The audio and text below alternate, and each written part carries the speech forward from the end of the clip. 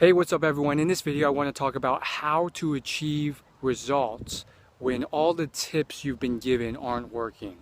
A lot of us want to achieve results or get what we want, and we have gone to the internet, we've gone to books, we've gone to experts or people we've trusted to try and get advice. And some of you may have tried out all this advice and it hasn't worked. And this happens in all different types of industries, whether it's someone who's trying to get into fitness, or someone who's trying to get into personal development, or whatever it is. And so I'm going to mainly focus on the personal development themed topics, although this can apply to a lot of things. And this is one of the kind of last frontiers, but it's not a bad thing. Sometimes the reasons why all those tips aren't working is simply because there are much deeper rooted problems at play. For example, there's plenty of advice online on how to boost your self-esteem. There's a bunch of courses or articles on the top 10 tips that you can use if you have low self-esteem or feel like you have low self-worth.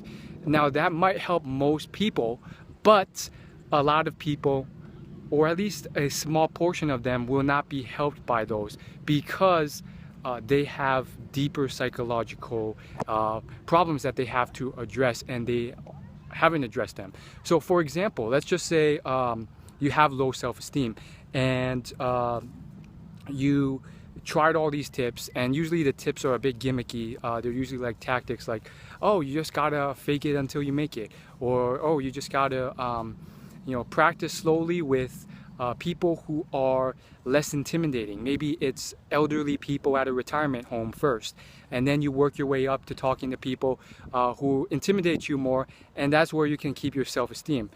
So the problem and the issue is that it may not work for you because you have those deeply ingrained psychological issues all the way from childhood.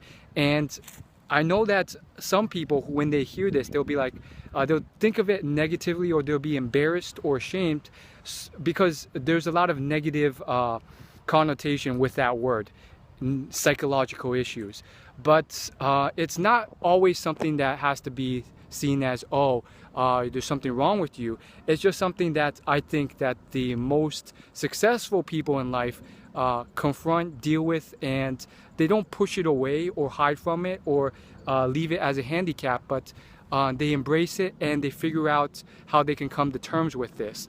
And it could be a lot of different things. Some people may have to go to therapy, but it does not have to be something deeply traumatic. And I learned all this from listening to a podcast by Dr. Miller and Tucker Max. It's called the Mating Grounds podcast.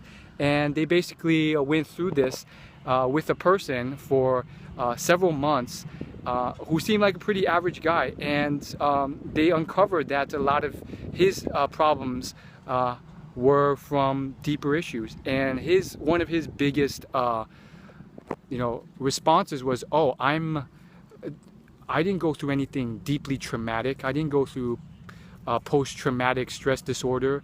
I didn't go into war, and I didn't get shot at. I didn't have bombs thrown at me. So of course I'm fine. I don't have deep psychological issues. However, even in those situations,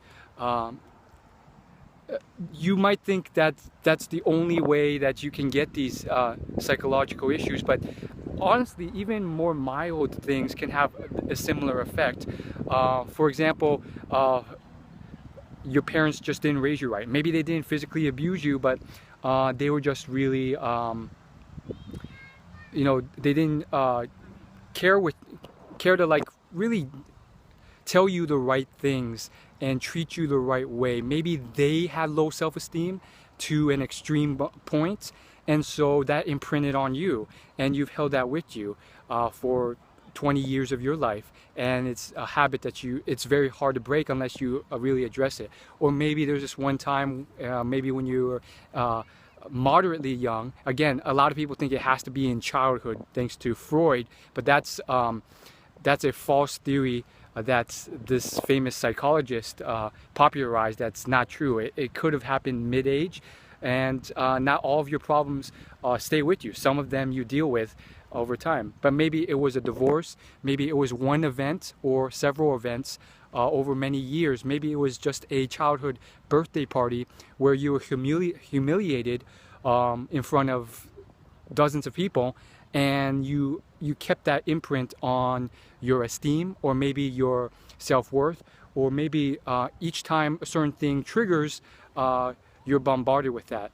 And of course there's like a million different things that could occur, but I think one of the big points that they talk about in this podcast is basically, if you have these issues, you don't have to deal with them all, because some are just really minor. For example, if you have like a fear of clowns, most of us, 99% of us, never see a clown on a yearly basis. So that's not really a false phobia that you have to confront, because it's not going to affect your life or your success that much.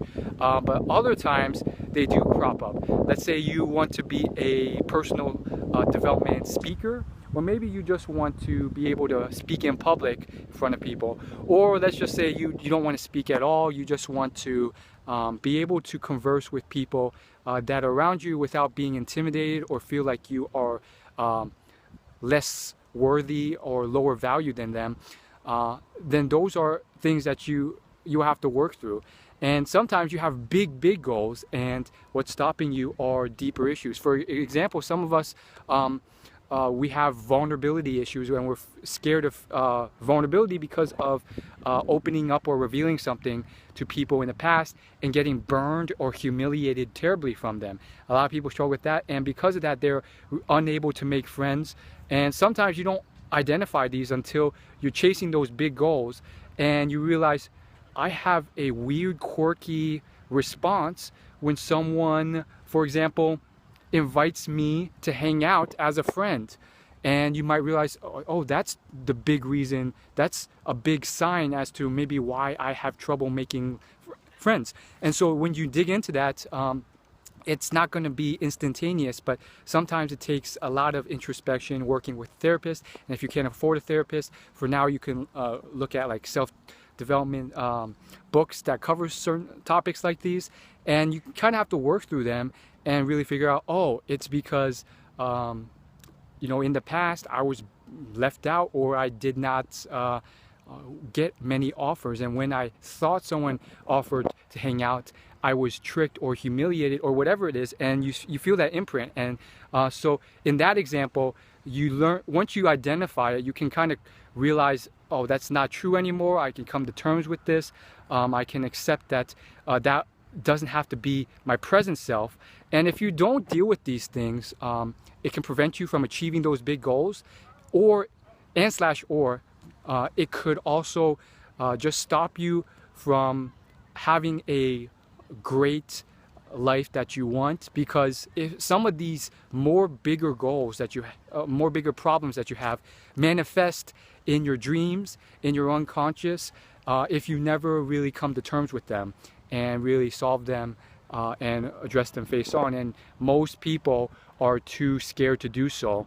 And so if you want to be more successful and live that life of your dreams, you can't just be like those people who are too scared to confront these. And some of these might take, it's not going to be easy or quick to solve. And I think that's really probably the biggest insight I learned. There's tons of how-to videos on any topic under the sun, and some of those things, like how to fix a toilet, you may have no problem with. But some of the bigger goals that people will teach you online or in books, like how to make $1 million, how to start a business, how to have a community and network of successful friends, goals like those, how to improve your life so that you have a wife that you could love or a husband that you can love. Those bigger goals, oftentimes you might hit stumbling blocks that really stop you.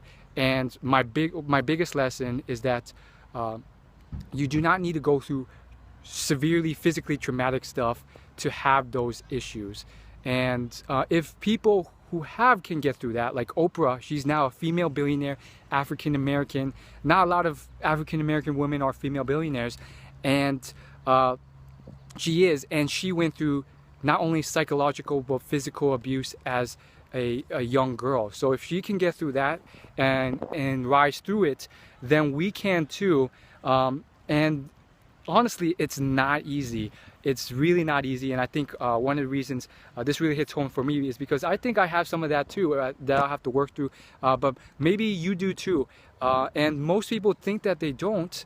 And you might not know until you're going towards those goals, and you kind of start identifying weird quirks or things that are preventing you. And I highly suggest, again, this is not a paid product placement, but I just found out about this really cool podcast called The Mating Grounds, and they basically walk through it, and they really show like this one guy. He was pretty much an average guy in every way. His name's actually Joe, and they helped him weekly on the podcast for months. And he seemed like a very average guy in every aspect of his life. But then when you look behind the curtain, there's all sorts of deeper psychological problems. Like for some reason, at first it just seemed like he had a negative outlook on his life. But then when they dug deeper, and after several months, it turned out to be something more serious in the sense that he could not directly acknowledge any compliments he was given or any achievement he had. And that was weird because they had to dig deeper, and it was because of his past, you know, events in school when he was made fun of, and his mother being incredibly his mother was incredibly weird as well. Not like weird, like she was an average mother, but in one aspect, self-esteem, she was so strange to the point of like she would abandon her kids if she was embarrassed, even when they were really young. So that left an imprint on this guy that has affected his whole life, and made him been unable to be confident around other people, especially women. So long story short, from that podcast I learned that one of the big reasons why some how-to advice is not working is not because the strategies are wrong or the tactics. Some people, there's this great successful entrepreneur, his name's Ramit Sethi, and he has built a multi-million-dollar business on how-to advice in his courses and his products. And one of his favorite sayings is that you can give someone the perfect advice, the perfect how-to information, every possible tactic and strategy that's perfect for them, and they will still fail if their mindset, psychology, and what he calls invisible scripts are not right. And he's talking about this deeper psychology, and from his business aspect, he's trying to make money. What he's basically decided to do is qualify and find those people who are already mentally sound, rather than try and fix or convert people who are not. But for you as an individual, if you want to succeed and achieve those goals, sometimes you will hit those building blocks or stumbling blocks where you realize that for some reason all this how-to information is not working. It's because you have to confront those, identify and confront and come to terms with those deeper psychological issues. And it may not happen quickly. It might require years of the right therapist, but it is worth it. So that's it for this video, and I think it will help you out. Share this because I don't think anyone online has really truly addressed this that much, but I think it's a huge thing, and a lot of people never address this. They never figure this out, or they're just really, they remain confused as to why certain tactics or strategies aren't working. But don't fear either, because I would say up to 90% of you, 90% of the general public, most of the time, if not all of the time, they will be lucky enough to never have to come across these issues. I mean, some people, they're just, from the moment they're born to the point where they're successful, everything just flows. They're genetically wired, they have the right parents, everything worked together. But for the rest of us, we're more like Oprah Winfrey rather than Michael Jordan or Bill Gates or whoever else. We're like Oprah in the sense that our childhoods or our upbringings were less than perfect. Maybe we had screwed up parents. Maybe we had abusive psychological torment that has imprinted on us that we've forgotten. And I think it's something that lately I've been realizing that surprisingly a lot more people have to deal with than you think. For example, Alpha M, Aaron Marino, he's one of the top men's fashion YouTubers. He has like 2 million subscribers, and he did his first personal video after like 1,000 fashion videos, and he talked about his childhood, and it was pretty bad. Apparently he blocked out most of it because it was that horrific. Apparently his parents went through like a couple of divorces, and many of the parents that many of the fathers that took care of him were just horrendously difficult. And you look at him now and he seems to be so positive, happy, successful, seemingly, I don't know his actual numbers, but he seems to be financially successful, fulfilled, well-dressed, great physique, and so happy and positive all the time. And so you kind of think that, you look on the outside and you think, oh, those people, surely they could not be having the problems I have, or surely they are not as screwed up as I am, but you never know.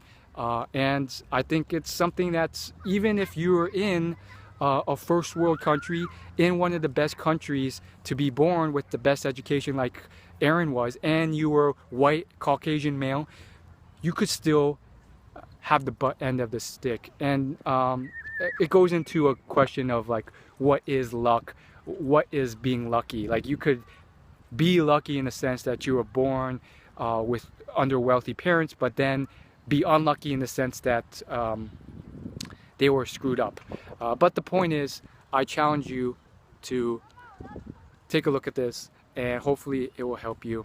Thanks for watching, and if you have any further help, I don't think more information is what you need, but if it is, the Mating Grounds podcast is where you want to go. I think it has a lot more information that could help you about on this. Other than that, thanks for watching, subscribe, and I'll see you in the next video. Peace.